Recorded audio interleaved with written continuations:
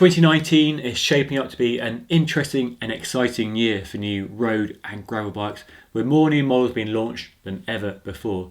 In this video, I pulled together a list of the 6 hottest bikes that I'm excited about riding this year. Now, these bikes have been launched in the last few months or so, but I've not even seen them in the flesh, let alone had a chance to ride them. So hopefully I'll get a chance to review them this year and let you guys know what I think of some of these new bikes. Now, my list is entirely subjective, so if you've got any suggestions, put them in the comment section below. Love to hear what bikes you guys are excited about riding this year. Now, let's crack on with my list, starting with the Cervelo S5 disc. With respect to aerodynamics, we had set ourselves an extremely unreasonable set of goals with this bike. It had to be simpler, it had to be stiffer, and all of this packaged up in a profile that would redefine the aero market in today's. In at number 1 on my list is the stunning and striking Cervelo S5 disc. Now, this company has always been at the forefront of race bike development, and it was one of the first to produce an aero road bike with the Soloist. And it's always had a keen focus on aerodynamics, and this Cervelo S5 disc looks like it takes all its latest understanding and engineering know-how into a very radical looking package. That integrated V-shaped handlebar and stem is all designed to produce the smoothest airflow across the top of the frame. And it sure looks distinctive, but I want to find out whether it actually works or not and how it impacts the performance and handling of the bike. As with most new aero road bikes launched in the last year or so, it's designed entirely around disc brakes. There's no rim brake option, I'm afraid, with through axles and flat mount and internal cable and hose routing, as is becoming standard on the latest race bikes. It's fair to say there's a lot riding on this new bike for Cervelo to drag it out of the doldrums where it's been for the last few years, but there are some real heavyweights in this category. The Trek Medone disc, the new Cannondale System 6 and the Specialized Venge, to name a few, they're real contenders in this category and key rivals that the new Cervelo S5 disc needs to square up against.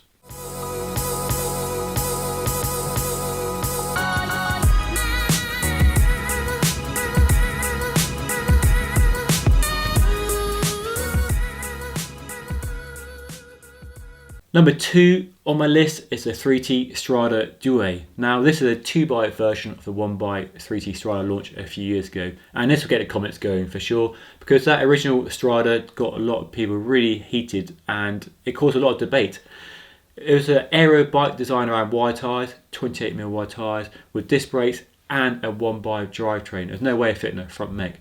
But now, for 2019, you can get a Due version which allows you to fit a front mech and a double chain set. So you have all the same ingredients, but now with a conventional drivetrain, which is a great thing. I really liked the 3T Strada when it first launched. I found the performance absolutely stunning.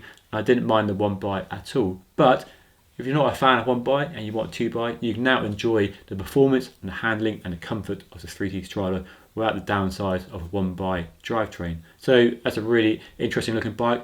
I ridden it briefly at the launch in Austria. I can't wait to ride it here in the UK on my local roads. So that's a bike I'm looking forward to riding this year. And the grey and black looks pretty awesome as well.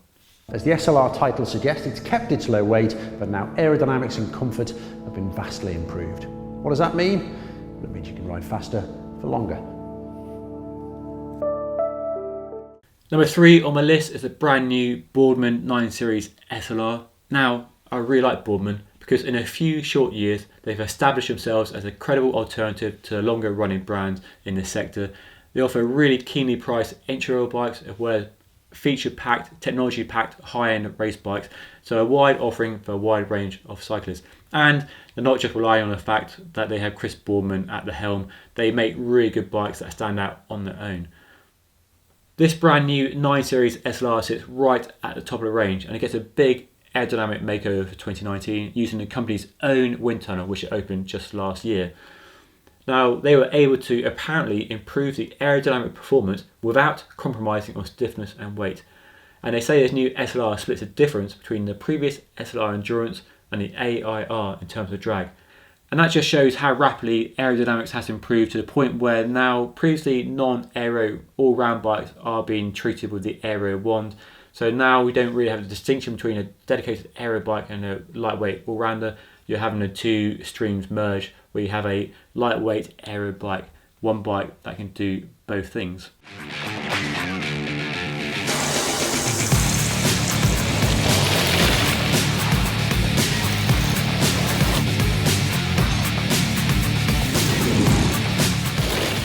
Number 4 on my list is another aero bike. It's a brand new BMC Time Machine. Now, this Swiss company has a real eye for bike design, really sharp lines and sharp creases, so you really look modern and futuristic, as if they were designed by a robot, which they sort of are. So it's disc brakes only, which most new aero road bikes are, with integrated handlebar and stem with cables and hoses neatly routed inside the frame, as well to give a really clean appearance and also to decrease the drag to improve performance. But the neatest feature on this bike are the radical new bottle cages which they developed with Elite. And the idea is basically to smooth the airflow around the bottles to decrease the drag on the down tube and seat tube. Now, they are not UCI legal, so you won't see any pro riders using these bottle cages, but you can use them in a non-UCI race, which means for us amateurs, we can benefit from the latest state-of-the-art aerodynamics and have a bike that's faster than what the pros are riding. And it looks really good too. I can't wait to ride this bike. It's a good looking bike and hopefully it rides as good as it looks.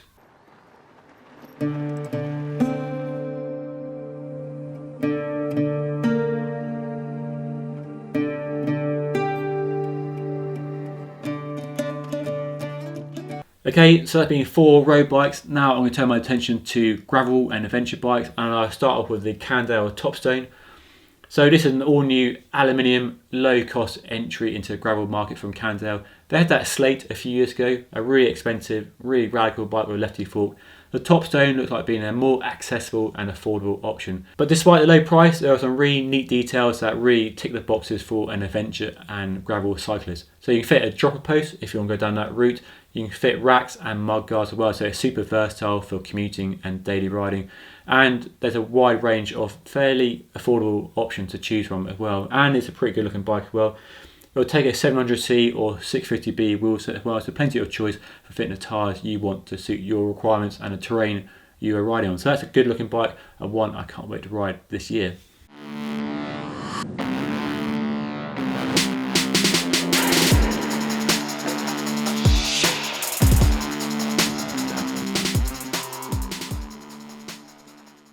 And finally, round out my list at number 6, a bike that was launched just today at the time of filming. It's a brand new Vitus Substance CRX.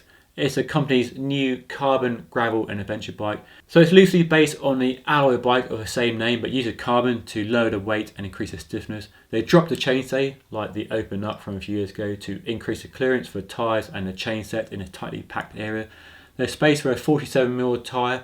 I'm not sure if they take mud guards or anything. I'll have a closer look when I get the chance. And because of the Chain Reaction Cycles in-house brand, you know it could be really good value for money. This SRAM Apex 1 equipped bike here costs £1,800 and it looks really well spec for the money. So that's an exciting bike. I can't wait to get my hands on that bike hopefully this year and get a ride on it. So those are my 6 hottest bikes that I'm excited about riding in 2019. Now, entirely subjective. I'd love to hear what bikes you guys are excited about riding or just seeing in 2019. So let me know in the comment section below. Now, I could have added way more bikes to this list, but maybe if there's enough demand, I'll do a sequel and do another update in a few weeks' time. Because there are some other bikes that I'm really keen on riding as well, so maybe I'll do another video on those if you're interested in it. So let me know in the comment section below if you want to see more of this type of content. But that's all for now, I think. Thank you so much for watching. Make sure you hit that like button if you enjoyed this video and found it useful, and hit that subscribe button if you haven't already. And I'll see you all again next time.